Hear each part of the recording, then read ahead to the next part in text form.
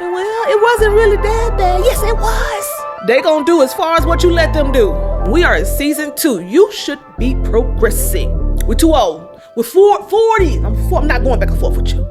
Plus attachment wounds. Give me some bells and whistles, Camille. Everything is not the enemy attacking you. You are never too much. Lift up your hands and receive it. Come on. I am safe to feel. I am safe to rest. And I am safe to be.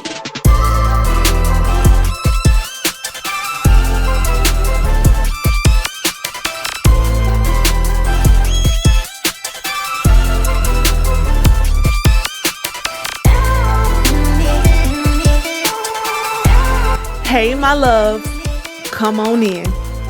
Take a deep breath. Welcome back to But Did You Die? Chaos, Lessons, and Laughs. The space where we stop pretending we're fine, start telling the truth, and give our hearts permission to exhale. I'm your host, Monique R. Darnell, therapist, truth teller, and your sister in this healing journey, also known as Dr. Survivalist, your internet therapist in a pink coat. Now, let me ask you something real. Have you ever had one of those days where you're holding it together on the outside, but the inside, it feels like everything is just spilling over? Like 1 minute you're okay. The next minute, you're irritated, overwhelmed, emotional, needing reassurance. And then you sit there like, wait, what is wrong with me? Yeah, that kind of day. Today's episode is for the woman who is tired of calling herself too much. When really, am I too much or is it just, no, when really she's just finally feeling what she's never had space to feel before. The woman who's strong but exhausted, self-aware but still triggered, healing but still tender. Sis, if that's you, you're not alone and you're not crazy. You're layered. Yes. You're human. Yes. And you're in the middle of becoming. Yes. So before we go any further, I want you to unclench that jaw, drop your shoulders, and breathe with me. We're not rushing through this. We're going to walk through it together. In this last episode of season 2, But Did You Die? Chaos, Lessons, and Laughs. So let's get into it. Today's episode title is called, Am I Too Much or Just Finally Feeling? Emotional, overwhelmed, anxious, attachment, and the healing pause. All right, so let's go ahead and get into this. So you already know today is going to be a little heavy. Your show girl, let's lose her weight. Look at this shirt. I thought for sure this shirt was gonna be like one of these, one of these like this shirt on me. But it's not because summer is coming, and so here I am. So let's go ahead and get into this. Let's go ahead and laugh, unclench that jaw, remove that tongue from the top of your lip. And I don't know if you got something to drink, get you some tea, get you something to relax, because it's therapy time. Let's get into it. So buckle up, sit back. Girl, you not under attack. Buckle up, relax. Girl, you know I got your back. Buckle up, sit back. Girl, you not under attack. Hey, buckle up, relax. Girl, you know I got your back. That was a little bit of a blooper. Maybe we do some bloopers and so we could just laugh and look at all the things that has happened in the podcast for season 2. Thank you. All right, let's get into this. So part number 1, when you're the adult but still feel like the child. Okay, let's start here. Breathe in. You're not overwhelmed because you're broken. We know that. You're overwhelmed because you are no longer numbing, no longer checking out, no longer just here and performing and just doing. Like, if you know, just be numbing and checking out, just doing enough to get by. A lot of us, have experienced this and know what I'm talking about, where you in the matrix. The matrix. So a lot of what you're feeling isn't new pain, it's new awareness.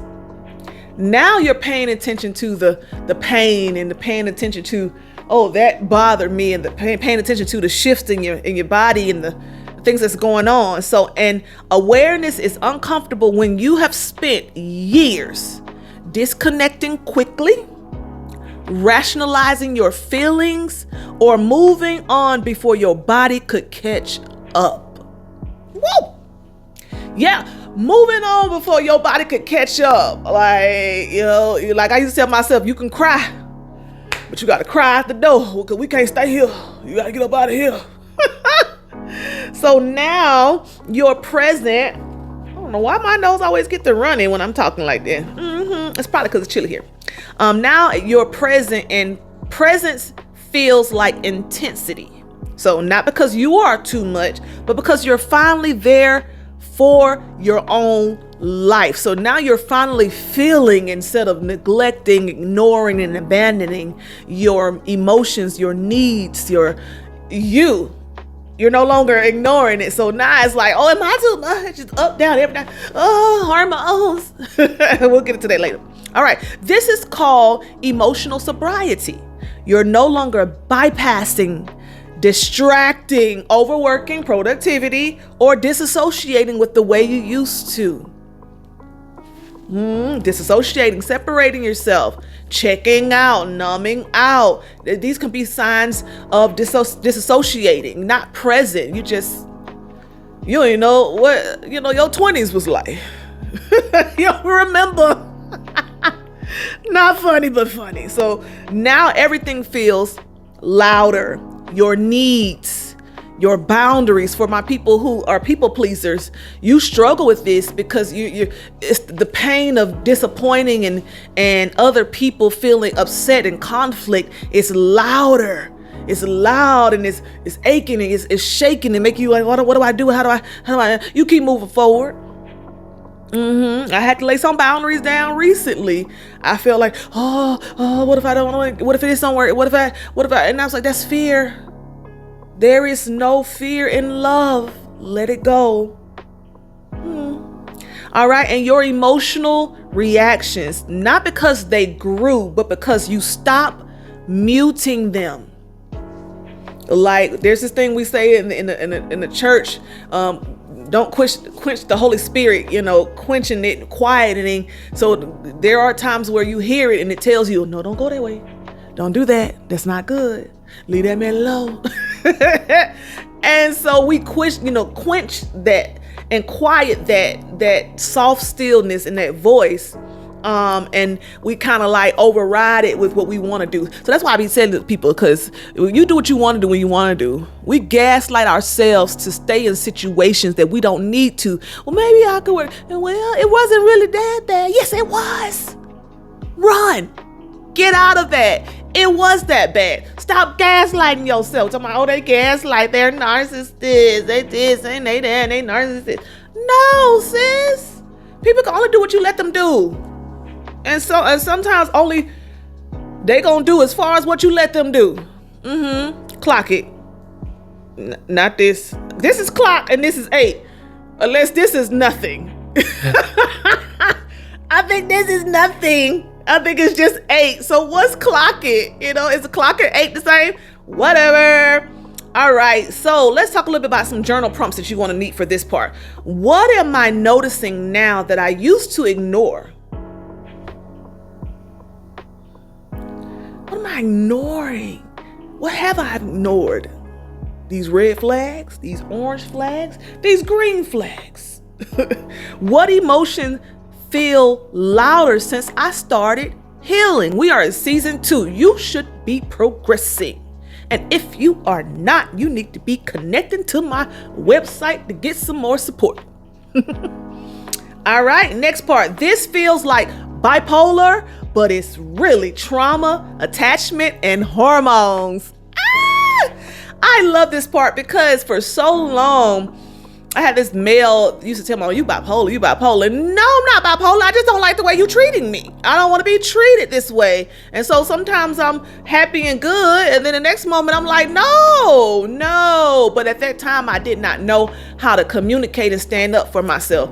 And so in previous sessions, working with some clients, we have come to terms with a lot of adults who do not know how to communicate or express their feelings grew up in an environment that was not conducive of that. Like, you shut up or be quiet, or if I make you, be quiet or give you something to cry about. It was not a safe, nurturing place to identify your emotions and to effectively communicate those emotions. So therefore, we shut down, we shut out. We wonder why men, do these things, and we wonder why women do these things. This is why. That's the beauty of psychology, of understanding the why. Now we got the why. We need to change it. We too old to be in this place where we don't know how to communicate our emotions and our needs. We're too old. We're 40. I'm not going back and forth with you. So, all right, now let's really tell the truth. A lot of women are out here, yes, women, self-diagnosing themselves. And to each his own. If you want to do it, go ahead. But let's get some accurate diagnosis, okay?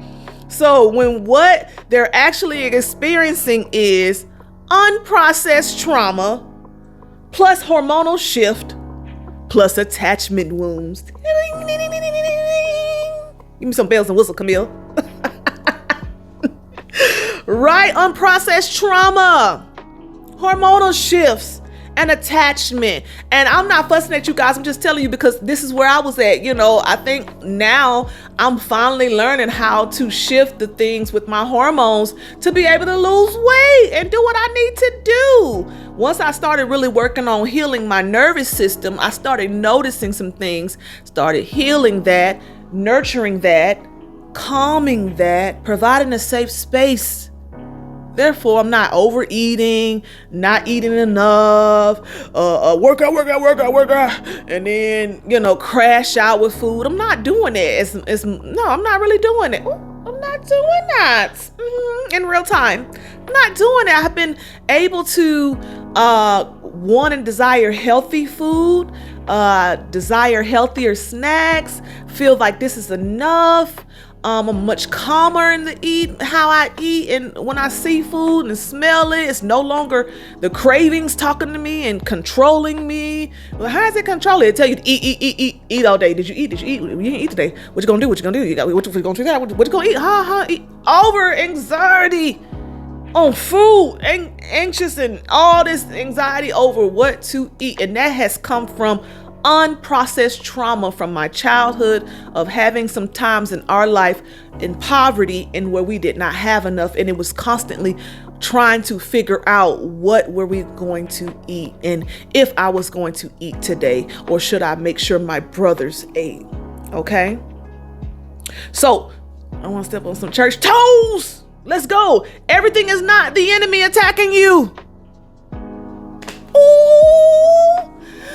No, sis, that's stuff that's coming back from the past. That's unprocessed trauma, them your hormones, and then them attachment wounds where you attach yourself to certain things and you don't know how to detach. You loyal to a core to the wrong things and to yourself.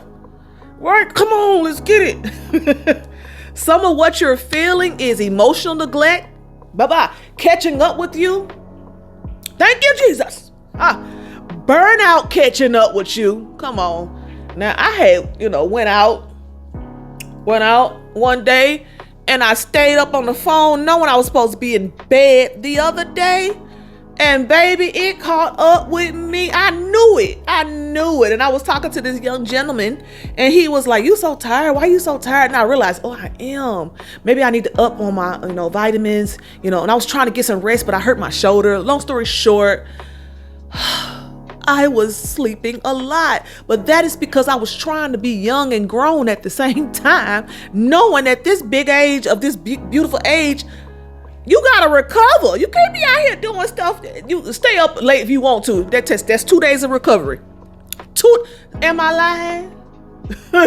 How long does it take y'all to recover? Because it take me 2 days to recover. All right, and your body finally being safe enough to feel all the things that you have suppressed over the years. And if we're really honest, church didn't always teach emotional literacy. Okay, it taught emotional avoidance dressed up as faith. Right now, we got a lot of stuff, criticism, this, that going on in the church. And, we're looking like a lost people out in the wilderness. And so we have to come together and get better with this now. Come on. We in 2026. We shouldn't be over here. Come on. That's a little bit of the Grinch. So now you feel something strong and then immediately think something is wrong with me. Now, if you're coming to that automatically, then there is an inner dialogue of a story and a narrative that's telling you that something is always wrong with you. So this is the nervous system dysregulation. Your body cycles between anxiety, which is fight or flight in this context, sadness, which is freeze and shut down, seeking reassurance, which is attachment activation. I hope you got your notes out. Yo, don't be playing with me. Pull out that phone or that binder or whatever. I tell my girls, my clients all the time, you already know, go to Burlington. Go to Burlington. I know everybody want to be a Target girl, and to each his own, what you gonna do. But I'm gonna tell you, go to Burlington. They have aesthetically pleasing journals. Even for my Christian girlies, they have scriptures, journals, be still and know that I am God, and all these different things with pen. And they're so pretty. And they be like $10 for a nice journal. And you go, I want to start this new fresh thing and go to Target or whatever. And you look at that thing looking at you. You look at that journal and then looking at you. And here you go 3 months down the line and you don't want to write in it because it's ugly. It's boring. It doesn't increase any dopamine or nothing. It's just every time you look. So, but you get them pretty ones. It's like, oh, it's so pretty. I want a journal. I don't know what I want to say, but I just want to grab it. Yes. The kid things. Oh, it's so pretty. You're drawn to it. It's pretty. So go to Burlington, and get you a journal for the podcast and therapy and your growth. All right. And so anxiety, again, fight or flight, sadness, freeze and shut down, seeking reassurance, attachment activation. So add hormones into that. We got another phase that's coming up, this menopause. Somebody save me. Please, somebody save me. Somebody save me. Of course, it's going to feel intense. Okay, I think I just got a handle on it. I got off birth control 2021 and I have been playing the movie Inside Out since 2021.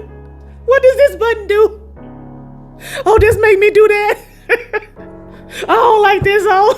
It's like now I'm in the driver's seat pushing buttons trying to figure out what works with me because I've been on birth control for 17 years and I went on a big body shift change with that as well. My body went, I lost a lot of weight and tone, and I was working, I was lifting weights my first time doing protein and lifting weights. And that's when I realized with my body type and the way my mama body type is, I don't need to be taking a lot of protein. Baby, I was out here like this. I had a jumbo dun. That's what I call my. Don't drop that dun. That's where that comes from. And I'm dragging the wagon. That's what I say. And that thing was and it was like a punching bag. And I was like, I don't like this. This is not feminine. I don't want this. So I had to stop doing everything for a year for my body to kind of calm down and get back to a normal place. Whew, I digress. So add hormones to all of that.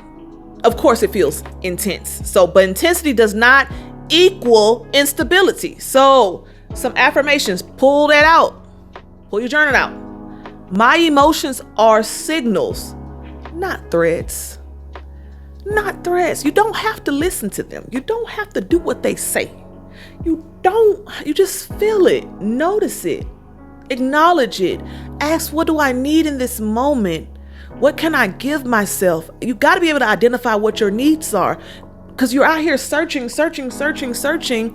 it's an endless search because you don't know what you need. Okay?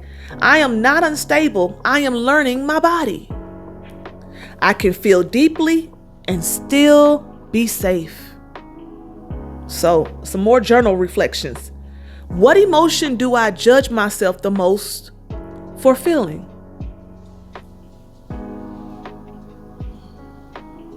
Me. Feeling like I'm not enough. And then I get to power in and I'm this and I'm that. But I don't think I spend enough time in, like, where did this come from? Why do I feel like this? What am I lacking? You won't know, because all you do is I'm a child of God and I'm beautifully, wonderfully made. All this avoidance instead of sitting, okay, why does this keep coming up for me? Where is it feeding? Who feeding it? You know, they said, which bear grows the most is the one you feed. Who feeding this bear? Me. When did I first learn that this emotion wasn't safe? What would change if I treated this feeling with curiosity instead of fear? All right. Next part, 3. You're not too much. You're no longer performing. Let's take it there. Some of your relationships felt easier before because you were easier to access. Shut it up. It was easy because you were easy. Yes, I pulled them edges. Give them here, okay?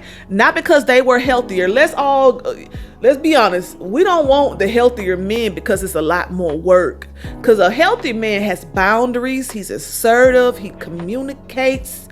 Woo, yes, he's consistent. With your inconsistent life, with no boundary self, it calls you out. It's a mirror. And a lot of times we want to date lower because it's easier and because I can outdo them. Come on, people. All right, so this one cuts clean. You're not harder to love now. You're just harder to misunderstand and still keep access to. I said the bar. Remember I said that? The bar should be up here. You should be up here. Not just expecting people to be up here. Because when they get here with you, they realize you cannot maintain up here. So guess what they do? Leave you alone. You're not harder to love now. You're just harder to misunderstand and still keep access to. And that shift is going to feel like loss before it feels like alignment. What it's going to do is going to connect and align itself with the narratives that you already have about yourself, that inner dialogue that I don't have anybody who's going to love me. So when you raise your bar and you start loving yourself and you start increasing your worth with how you treat yourself, boundaries, and and value yourself, stuff start to fall off and you start feeling some type of way. And if you have not healed and worked on that, it attaches itself to the lies that was already said within you. Come on.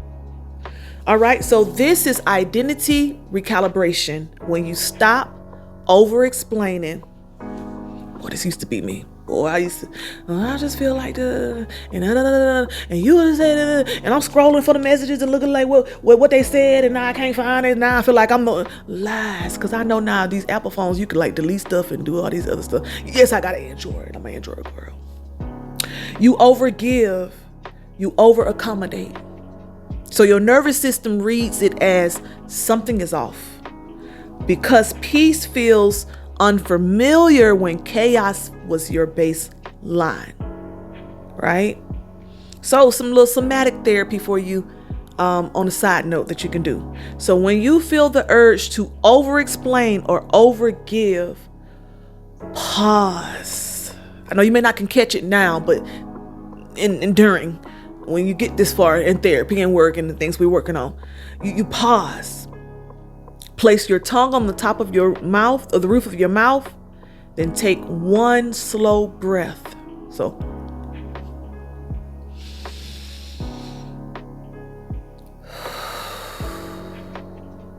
am I about to abandon myself to be accepted, to be understood, to be loved? Take a moment, think about that. All right, next part 4, learning to mother yourself in the middle of the storm. So this is where healing gets real and uncomfortable, baby girl. One moment you feel like I'm talking about bipolar. But it's really, again, unprocessed trauma, hormones, and attachment issues. So this is where healing feels like instability, anxiousness, because a lot of us were what we were waiting for was security in a partner, in a friend, a mentor, to give us something we've never learned to give ourselves. So this looks like a little bit of, it'll get better if I get a husband. It'll get better if I got a better house. If I moved, the kids was gone and mom was taken care of. I just got to hold on. So you're telling yourself all of these things and hope to get this ease, but it's really an ongoing rat race. So you're learning to mother yourself in the middle of the storm. That's what we're going to talk about. So you cannot keep abandoning yourself and expecting other people to make you feel secure. Come on, bring it in. You cannot keep abandoning yourself and expect someone to love that. And expect when you get your new house, when you get your new car, when you get all these other things, that it's going to better your life, because you're going to be sadly disappointed. That's not healing. That's outsourcing. And culturally, Black women have been conditioned to overgive and underreceive, so self-mothering feels foreign.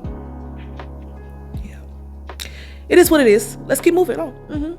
So self-mothering is reparenting. A lot of work in this is the inner child, nurturing and providing everything that you did not get, and in childhood, giving to yourself, not overeating the food, not over shopping. Like, I remember the time I bought myself some Uggs. Boy, it was so hard to buy myself some Uggs. It was crazy. My daughter had to help me. Mom, you deserve these. I just could not fathom spending $200 for myself for no Uggs. But when I put them on my feet, I understood why. And now I have not worn them because they scuff and they do all these things so easily. Oh, but I remember feeling like breaking a lot of mental and emotional childhood trauma, things that it was associated with not having enough money to buy name brand clothes and shoes and stuff like that. And so I remember buying those, and I felt like I just bought myself my first pair of red bottoms, which I have not yet. I thought about that. When I graduated, I remember telling my mentor, Miss Irina something, I don't remember. And I told her, my gift to myself was to buy myself a pair of red bottoms. At that time, I was not even really wearing heels. And she was like, Okay, but buy yourself a pair of red bottoms when you got red bottoms money in your bank account after you buy red bottoms. She was like, you don't even have $1,000 in your account. Are you gonna buy a pair of red bottoms for yourself? So you're gonna have red bottoms to be broke? But I understood what she was saying, and she understood what I was saying. She said, treat yourself to something else. Maybe starting a business and getting your IN and things like that. And so didn't have that in my banking account, and I was trying to get them red bottoms, which I'm still gonna get. All right. So self-mothering is reparenting. It means validating your feelings instead of dismissing them. Pick that pen up. Thank you. Validating your feelings instead of dismissing them. Soothing yourself instead of shaming yourself. That's a big one for all of my shrinking themselves, not feeling like they're enough, wanting to over people please, all of those things. Choosing rest instead of overperforming. So it's another somatic practice, which you can do on your own at home. Wrap your arms around yourself tight like a hug. Breathe, inhale. I am safe. And watch what the body does. Calm and breathe. Hold it and I am held. Exhale, I soften. Let your body feel the feeling. And then you say affirmations like, I do not abandon myself anymore. I will not abandon myself anymore. And whatever that may look like, changing up the way you do things for someone, a relationship that is outside of your character. When you need to rest and do, but you find yourself doing for other people because you said you would, instead of saying, hey, I'm not going to be able to make it today. I'm going to stay in bed and take care of myself. Let's go on. I am safe to stay with myself in hard moments. So a lot of times we check out. Like, I've been known to check out. Baby, I'm out of here. Ghost. I have been known to ghost people. And all the outlets noticing and listening. I saw her. Sorry, but I'm sorry if it cost you some pain. I apologize. Those shall be unnamed. And so sometimes what I would do is I would check out on the weekends and float and be gone in the mind, and then check back in Sunday evening to get ready for the week. And it was ends on and days of that. And that's when I realized, I think I may be depressed. So I do this little homework with my clients called warning signs. And I think, because this is what's on my list, I think I'm depressed. And so that's when I started working on the recovery plan to help me get back to where I need to be. And that involved healing my nervous system and staying still and stuff. Not trying to change it, not trying to fix it. Just let it be. Let the cookie crumble.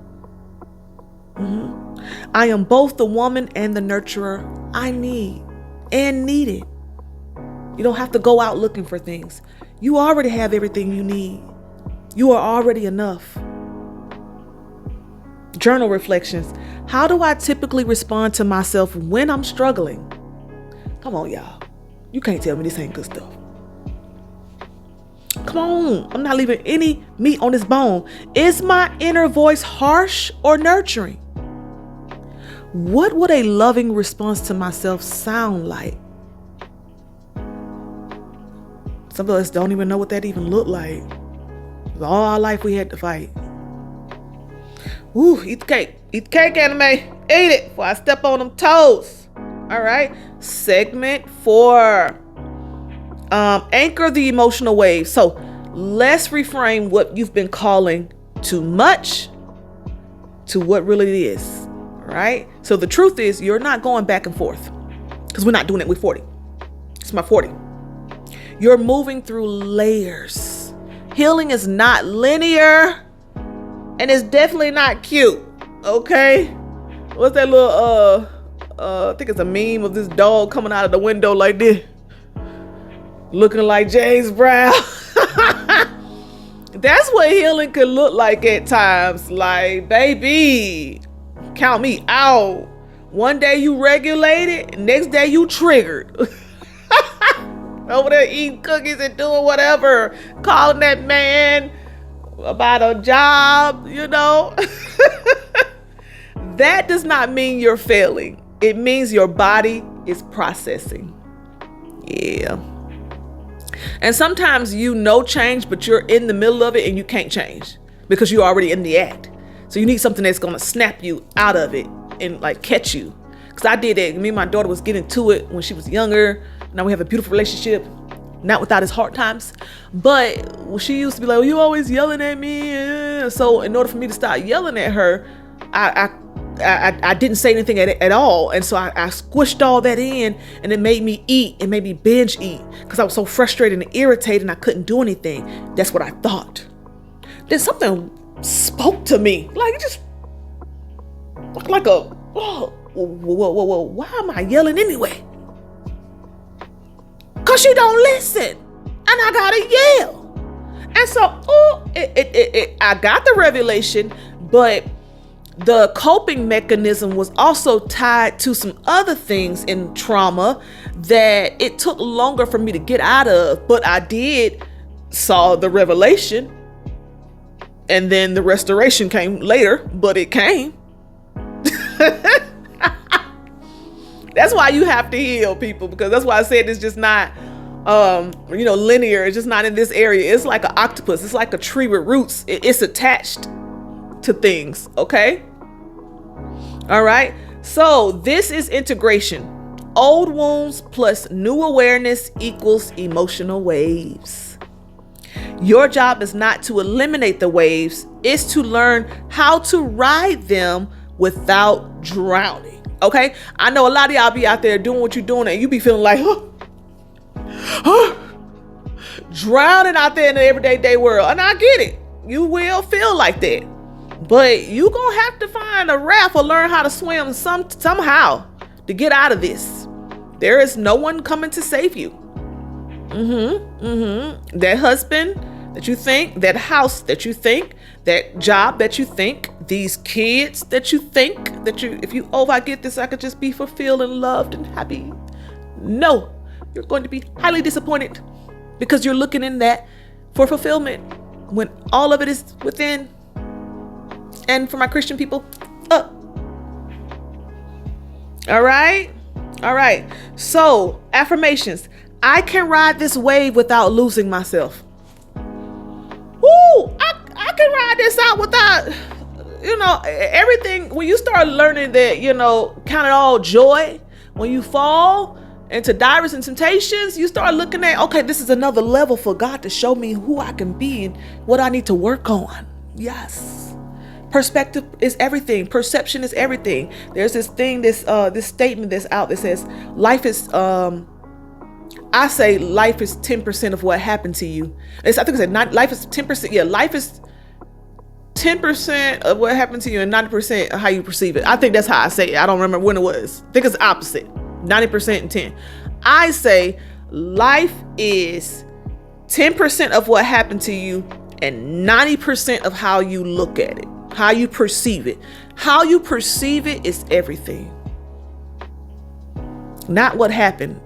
And how you perceive it is based on your childhood, how you was raised, what you were taught, what you learned through 8 to 12, or if something has happened to you traumatic from that point on to adulting.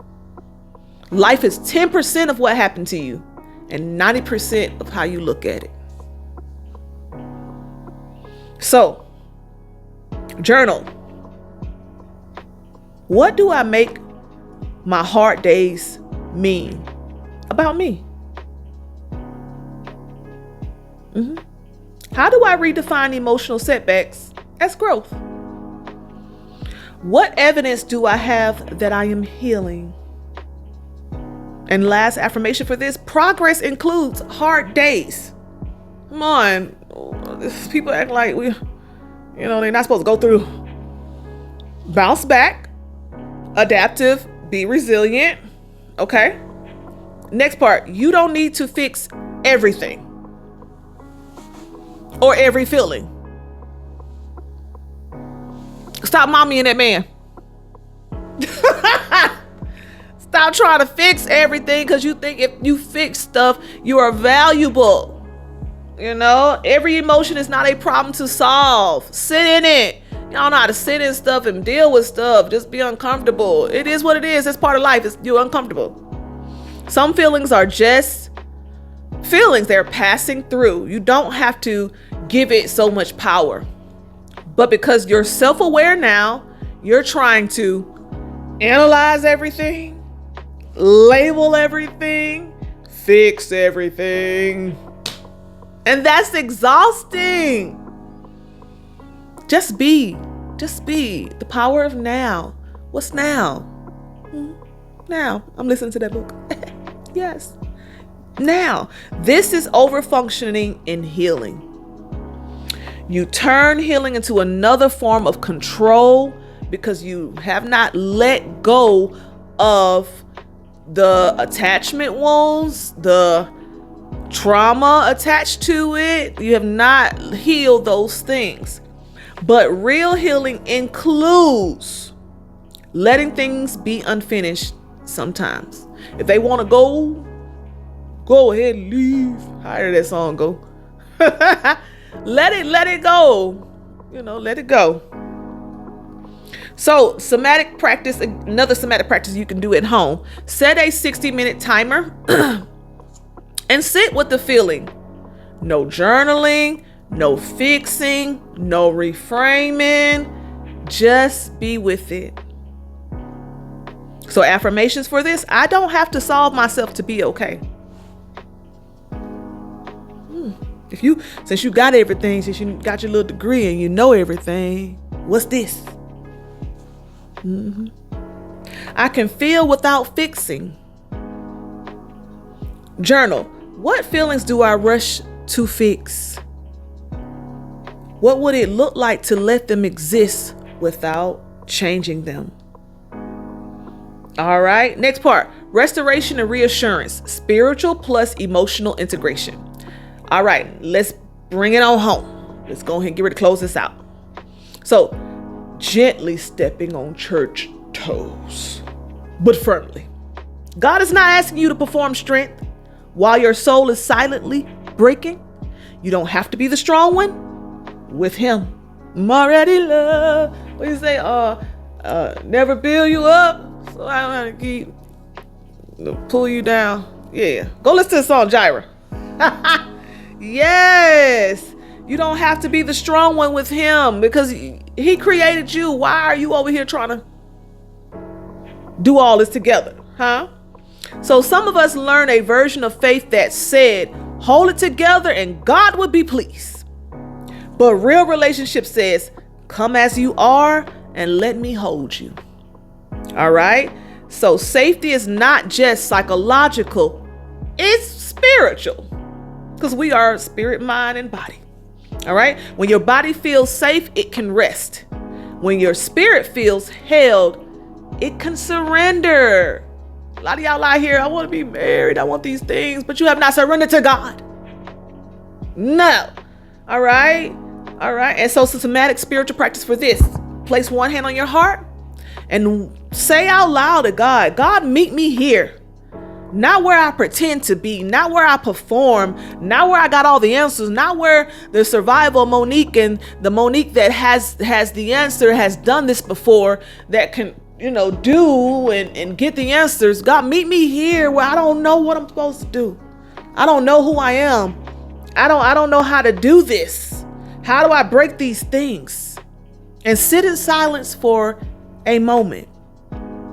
Affirmations. I am held by God and supported within myself. I don't have to perform to be loved.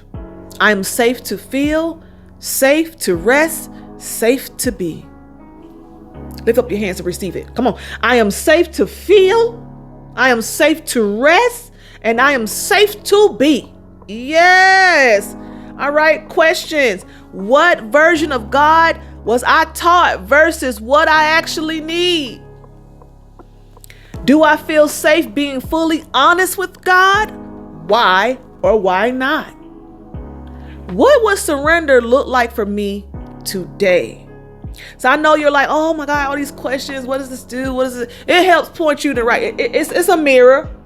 It helps you and I want you, when you do these questions, I don't want you to show up as the adult version of you. I need you to connect heart, soul, and mind when you do this work, because if you show up as the person who does the school work and I'm good at these things, and then you're not going to get it. You have to show up. Let that person who handles all the things, let them take a rest today and sleep.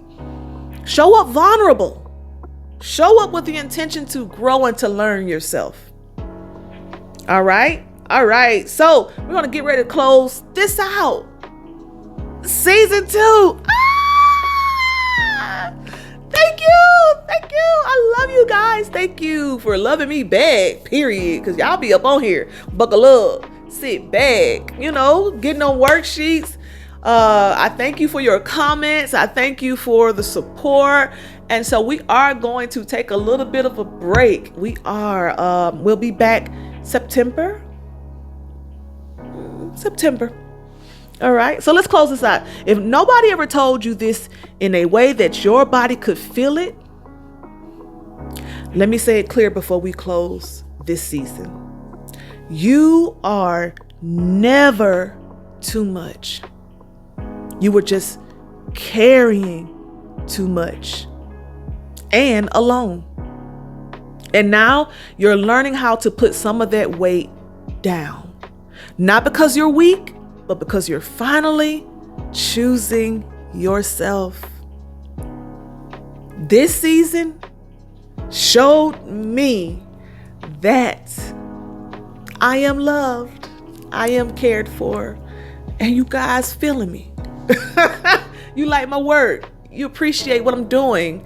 And even if you wasn't, it's the ministry of the Lord has called me to do, so I have to obey. If you know, you know. All right. And so you listen, you lean in, even on the days it was hard to hear the truth. And that I'm grateful for, because that is healing. Not perfect, not polished, but real. So as we close out season 2 of But Did You Die? Chaos, lessons, and laughs, my survivalies. I love you. I don't want you leaving here today trying to be better. I want you leaving here more honest, more transparent with yourself, more vulnerability and intimacy, more gentle, more connected to yourself. And when the feelings come back, and they will, it's not a matter of if, that's what I say, not a matter of if, but when. I don't want you to panic. I want you to remember you can always come back to these episodes. I want you to remember that I've been here before and I made it through. All right, I made it through, and you can do it again. So along with this episode, make sure you go and download your Feelings First Aid Kit. I created a worksheet for this episode attached. And be on the lookout. I do have season 1 podcast workbook coming out as well. So that way you can go back to it and do the work and heal on your own time in your room, and therapy. You get therapy. You get therapy. You get therapy. All right. So I want you to keep it close. So use it when your mind spirals and your body forgets what safety feels like. And if this episode touched something deep in you, don't heal in isolation. Share it. Come on, send it to your people. Let another woman know she's not crazy either. She's not crazy. Come on, let's link up my peacocks and my survivalists, which I have learned that the peacock is the male version. Either way it go, it don't matter.